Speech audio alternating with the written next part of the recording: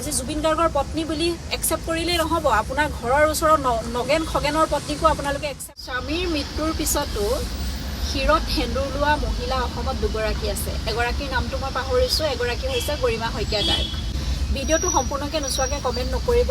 ভিডিঅ'টো বনোৱাৰ কেইটামান উদ্দেশ্য আছে, সেইকাৰণে ভিডিঅ'টো প্ৰস্তুত কৰিছোঁ। সামাজিক মাধ্যমত দেখি আছোঁ গৰিমা বৌক সমৰ্থন কৰা মানুহ বহুত আছে। বহুতে একদম এপাত কমেণ্ট যদি লিখিছে, বহুতে বিভিন্ন কথা কৈ তেওঁক প্ৰশংসাৰে উপচাই পেলাইছে। মোৰ প্ৰশ্ন হ'ল, আজি আপোনালোকে যিদৰে গৰিমা বৌক সমৰ্থন কৰিছে, সেইদৰে আপোনাৰ ঘৰৰ ওচৰত যদি কোনোবা এগৰাকী বিধৱা মহিলাই সেন্দুৰ লয়, আপোনালোকে একচেপ্ট কৰিব পাৰিবনে?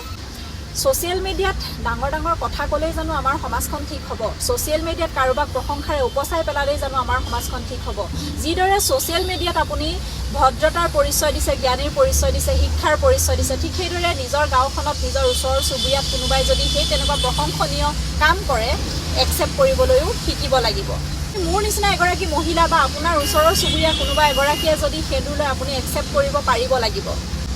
আমাৰ কি হয় সমাজত, ছ'চিয়েল মিডিয়াত যদি কোনোবাই কিবা এটা কাম কৰে, TRPৰ কাৰণে বা ফেমৰ কাৰণে বহুতে বিভিন্ন ধৰণৰ ভিডিঅ' বনাই বা কথা কয়, কিন্তু সেই একেখিনি মানুহে যেতিয়া ওচৰৰ চুবুৰীত এগৰাকী বিধৱা মহিলাই ৰঙীন কাপোৰ এযোৰ পিন্ধা দেখে, ক'ৰবালৈ যোৱা দেখে, লিপষ্টিক অকণ লোৱা দেখে, সমালোচনা কৰে। গতিকে মই ভাবোঁ সেইসকল মানুহে সেন্দুৰখিনি ল'লে সমালোচনা নকৰিবলগীয়া কোনো কথাই নাই, কৰিবই।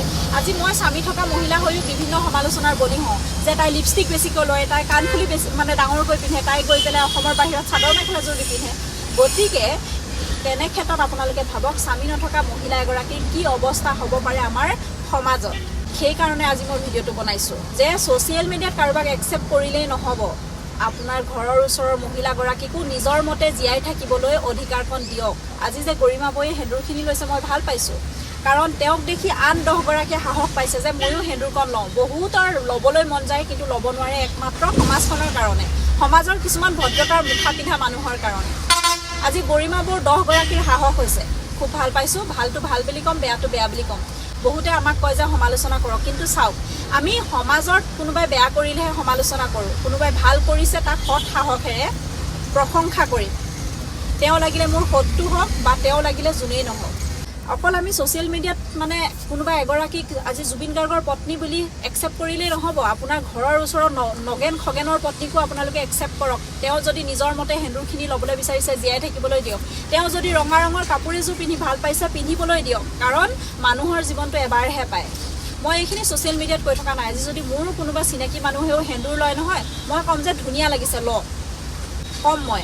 মোৰ ক্ষেত্ৰত কি হয় মই নাজানো, কিন্তু মই যদি দেখোঁ, মই সদায় সাহস দিম যে তুমি ধুনীয়া লাগিছে, তুমি লোৱা। গতিকে সমাজত সেইখিনি হ'ব লাগে। আগতেও মই এই ক্ষেত্ৰত ভিডিঅ' বনাইছোঁ। আচলতে আমাৰ বিধৱা মহিলা বুলি ক'লে বহু মানুহৰ ধাৰণা বেলেগ।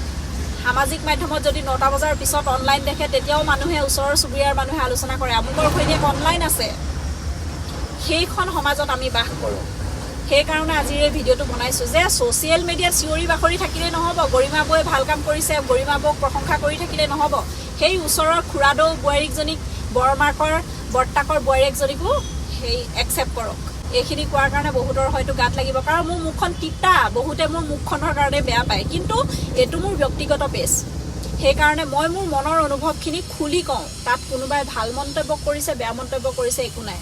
কাৰণ মই জানো আমাৰ সমাজখন এনেকুৱা, আজি যিখিনি মানুহে গৰিমা বৌক সেন্দুৰখিনি লোৱাৰ কাৰণে প্ৰশংসা কৰি আছে, হয়তো কালিলৈ দিনত আমাৰ নিচিনা সৰ্বসাধাৰণ মানুহ এগৰাকীয়ে যদি ল'বলৈ হয়, সেই মানুহখিনি কিন্তু বেয়া গালিৰে, বেয়া মন্তব্যৰে আমাৰ কমেণ্ট বক্স উপচাই পেলাব।